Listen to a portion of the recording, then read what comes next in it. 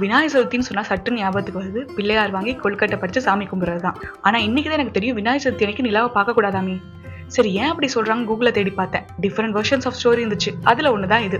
விநாயகர் ஒரு நாள் ஸ்வீட்ஸ்ல நல்லா சாப்பிட்டுட்டு மூஷிக வாகனத்துல போயிட்டு இருந்தாராம். அப்ப திடீர்னு எதிரில் ஒரு பாம்பு வர அதை பார்த்து இரண்டு போன எலி நிலைத்தன் மாற விநாயகர் கீழே விழுந்துட்டாராம்.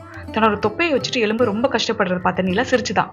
நிலா தான் ரொம்ப அழகுங்க கர்வத்துல தான் உருவத்தை பார்த்து கிண்டல் பண்ணுதுன்னு விநாயகர் உடனே நிலாவை பார்த்து இனி உன்னை யாரு பார்த்தாலும் அவங்க செய்யாத தப்புக்கு பழி போடப்பட்டு அவமானப்படுத்தப்படுவாங்கன்னு சபிச்சிட்டாராம். உடனே தன்னோட தப்ப உணர்ந்த நிலா மன்னிப்பு கேட்டு இந்த சாபத்தை திரும்ப பெறுமாறு கேட்டுச்சா. ஆனா விநாயகர் சாபத்தை ஃபுல்லா வாபஸ் வாங்காம கொஞ்சம் குறைச்சி இந்த சாபம் விநாயகர் சதுர்த்தி அன்னைக்கு மட்டும் நிலாவை பார்த்தா பழிக்கும்னு சொன்னாராம். இந்த மாதிரி நிறைய வெர்ஷன்ஸ் ஆஃப் புராண கதை இருக்கு. மேபி அடுத்தவங்களை பார்த்து உருவக்கேலி பண்ணக்கூடாதுங்கிறதுக்காக இந்த கதையை சொல்லப்பட்டிருக்கலாம். சரி இதுக்கு சயின்டிபிக் காரணம் ஏதாவது இருக்கான்னு சாட் ஜிபிடில கேட்டேன்.